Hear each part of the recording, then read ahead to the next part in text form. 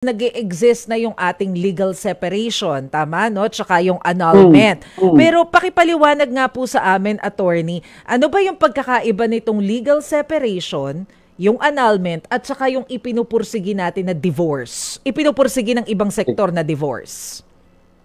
Sige, siguro mag-focus muna tayo, Maricel, no? Pangunahin. Kasi tignan muna natin yung difference ng legal separation at yung nullity of marriage, no, na tinatawag nila.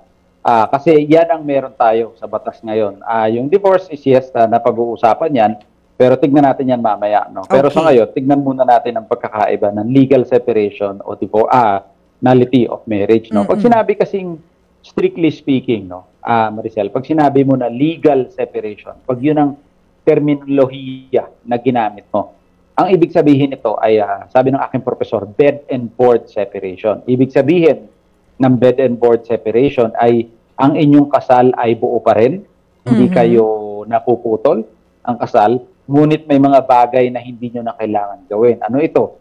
Hindi nyo na kailangan tumira ng magkasama. Hindi na kayo obligado na suportahan ang bawat isa, among others. No? So, pag sinabi mo legal separation, kayo ay nananatiling mag-asawa at kasal pa rin. At hindi nyo pa rin pwedeng gawin, no, ang ilang mga bagay na hindi pwedeng gawin ng mag-asawa dahil kayo ay on paper talagang mag-asawa pa rin. So, yun ang tinatawag na legal separation. Kumbaga, para sa akin, Maricel, no, parang itong halfway solution, kumbaga, na sa mga talagang mag-asawang siguro may basis, no, para magkaroon ng legal separation. Ito yung parang halfway. At least, hindi man naputol yung ating kasal, tayo ay hindi na required to be together, no? Hindi na rin ako required na suportahan, hindi ka na rin required suportahan yung iyong asawa. Ngunit, para lang klaro, pag sinabi niyo yung legal separation, no, strictly speaking, kayo ay mag-asawa pa rin. Okay. Ngunit, ano ang kaibahan nito sa nullity of marriage, no? Ang nullity of marriage naman, Maricel, ito ay talagang pagpuputol ng kasal.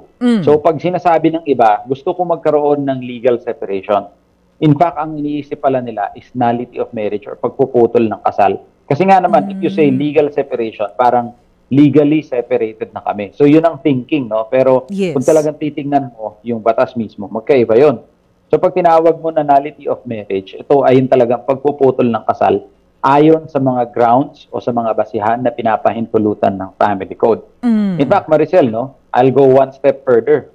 Yung nullity of marriage, iba pa yan sa annulment. Okay. No, may pagkakaiba sila. So, pag sinabi mo kasing annulment, ito ay pagpuputol ng kasal up to the point na nagkaroon kayo ng annulment. Samantala, pag sinabi mong nullity of marriage, no, ang inyong kasal ay sa simulat sa pool, sasabihin ng korte, na hindi talaga naging mag-asawa. So, medyo, complex pakinggan, no? Pero for purposes ng ating discussion ngayon, sabihin na lang natin na nullity of marriage or / annulment, no? Para hindi tayo masyado maguluhan. Pinagkaiba natin siya sa legal separation. Okay. Okay? So, So, yun yung natin, para lang medyo mas mabilis ng kaunti. So, legal separation, you are still married, no? Mag-asawa pa rin ho kayo. Samantalang ang nullity of marriage or annulment, kayo ay napuputol talaga ang kasal. Kumbaga, napawalang bisa yung kasal kapag nullity of marriage.